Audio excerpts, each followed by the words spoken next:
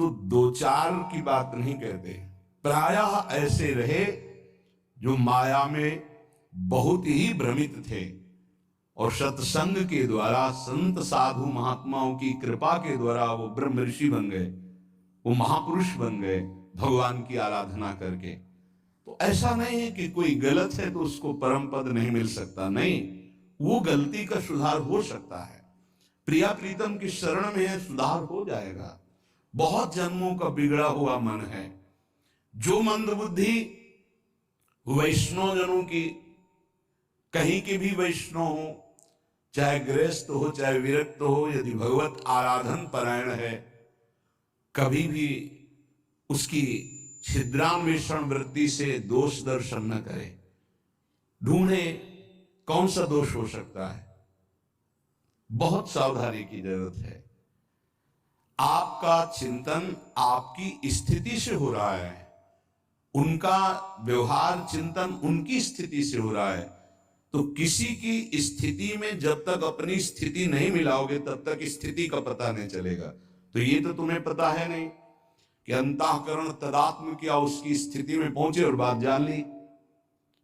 तुम तो केवल देह भाव में स्थित हो, तो देह भाव के अनुसार यदि किसी वैष्णव की, किसी भगत की, किसी बाहरी चेष्टा पर, बड़े बड़े महापुरुषों की बड़े विचित्र लीलाएं होती हैं, उनको समझ पाना बड़ा कठिन है। सत्संग हो रहा है, बीच सत्संग में सत्संग को रोक दिया श्री रामकृष्ण परमहंस जी, और लाओ वो ये पकोड़ा। विवेकानंद जी ने प्रार्थना की कि प्रभु सत्संग में बीच में कई लोगों की श्रद्धा बिगड़ सकती है। ऐसे भाव में उनकी, तो उन्होंने कहा कि शरीर रजोगुण से चलता है, यदि रजोगुण ना धारण करे तो अभी शरीर छूट जाए। जिस दिन मैं ना मांगू उस दिन जान जाना कि शरीर छूट जाएगा। एक दिन ऐसा ही हुआ, कुछ नहीं मांगा, सबको भय लग गया और शरीर पूरा हो गया। महापुरुषों की क्या लीलाएं हैं अपने समझ के बाहर हैं। अपने को तो सिर्फ अपने हृदय को देखना है। और श्री वृंदावन की तुलना, समानता अगर कोई इस भौम में किसी परम धाम से करे तो सच्चिदानंद मयत्व महाप्रेम में वृंदावन धाम की अवहेलना करता है। जैसे कोई आते हैं बाहर से, बोले हम जान लेते हो वृंदावन ही है। किसी भी पवित्र स्थान को लेकर वृंदावन की समानता में सिर्फ वृंदावन है। बोलो त्रिभुवन में ऐसा कौन सा स्थान है जहां इतने ठाकुर विराजमान हो, इतने शालिग्राम भगवान विराजमान हो, इतनी श्रीमद् भागवत विराजमान हो, इतने महाभागवत भक्त विराजमान हो, इतनी जगह अखंड नाम कीर्तन होता हो, इतनी जगह हजारों वैष्णव नाम जप कर रहे हो। ये तो बाहरी बात हुई, और अंतर में जितने सिद्धाचार्य महापुरुष सब यहीं विराजमान है। स्वयं प्रिया प्रीतम यहाँ विराजमान है। दिव्य लीलाएं उनकी निरंतर यहाँ चल रही। यहाँ की समानता सिर्फ वृंदावन ही कर सकता है। वृंदावन की समानता सिर्फ वृंदावन, प्रिया प्रीतम की समानता सिर्फ प्रिया प्रीतम, दूसरा कोई नहीं, अद्वितीय है। आगे की बात साधक के लिए कह रहे हैं। पहले में कहा दोष दर्शन नहीं करना, दूसरे में कहा निंदा नहीं करना। यदि निंदा करोगे तो पापिष्ठ नराधम दुर्गति को प्राप्त होगे, पक्की बात है। कई ऐसे साधक आते हैं कि हमारा सब कुछ लूट गया, पता नहीं क्यों भजन नहीं हो रहा। आपने कोई वैष्णव अपराध किया है। आप ध्यान दीजिएगा, आपके भजन में विक्षेप पड़ जाए और घंटा 2 घंटा 4 घंटा यदि भजन में विक्षेप रहे तो ये जानना कि गुण धर्म से ये विक्षेप पड़ रहा है। रजोगुण तमोगुण आ गया है इसलिए विक्षेप पड़ रहा है। इसमें कोई चिंता की बात नहीं, गुण धर्म का परिवर्तन होगा, फिर सही भजन होने लगेगा। कहूं तो थोरो भजन, कहूं होत विशाल, मन को धीरज छुटे नहीं, गाहे न दूजी चाल। दूसरा, यदि 2 दिन 3 दिन आपका भजन में रुचि नहीं लग रही तो जान लीजिए भोजन का दोष हो गया है। कोई ऐसा भोजन जो अधर्म की कमाई का है वो आपको विक्षेप पहुंचा रहा है, वो 2-3 दिन में जलकर समाप्त हो जाएगा, क्योंकि आप भजन की चेष्टा कर रहे हैं। आपके अंदर पश्चाताप होगा, क्या बात है भजन क्यों नहीं हो रहा। तीसरा, यदि कई दिन तक भजन में विक्षेप पड़ रहा है तो फिर दूसरा कोई कारण नहीं हो सकता, वैष्णव अपराध बन गया। कोई न कोई वैष्णव अपराध बन गया, उसको खोजिए और तत्काल क्षमा याचना कीजिए, नहीं तो ये लंबा खिंचता ही चला जाएगा जब तक प्रायश्चित नहीं होगा। ये वैष्णव अपराध भजन को रोक देता है, भजन की वृत्ति ही नहीं उदय होने देता है, इसलिए सावधान।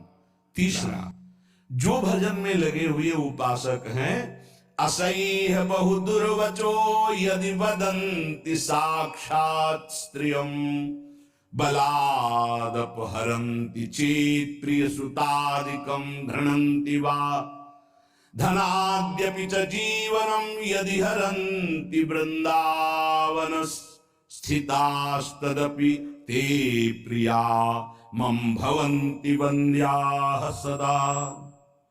ये निष्ठाएं कलियुग में नहीं हो सकती, जैसी श्रीपाद वर्णन कर रहे हैं।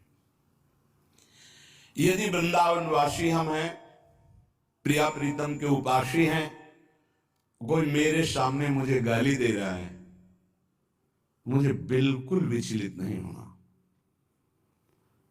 ये यहां तक तो आगे जो वर्णन करें वो शायद ही कोई ऐसा असंभव इस समय वर्तमान में, जैसे रसिकानंदमाल में कुछ महाभागवतों के चरित्र हैं, असंभव कि वैसा कोई कर ले।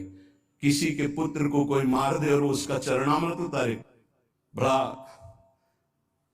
आत्मनिष्ठ महापुरुषों का वर्णन है रसिकानंदमाल में। यहां ऐसा ही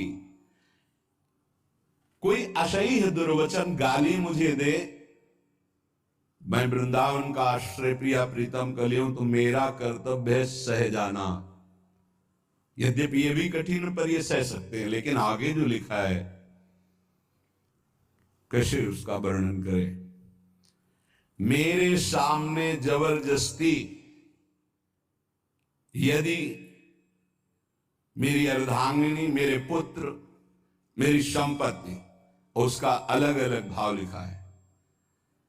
स्त्रियं बलाद अपहरन्ति प्रिय श्रुतादिकम घृणन्ति धनाद्यपि च जीवनम यदि हरन्ति वृंदावन स्थितास्तदपि ते प्रिया मम भवन्ति वन्द्या सदा।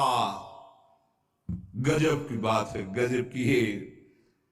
कोई भगवान ही हृदय में आके बैठ जाए उस भक्त के, तो ये बात हो सकती है। यदि मेरे प्रियजनों का, इसमें तो घृणन थे,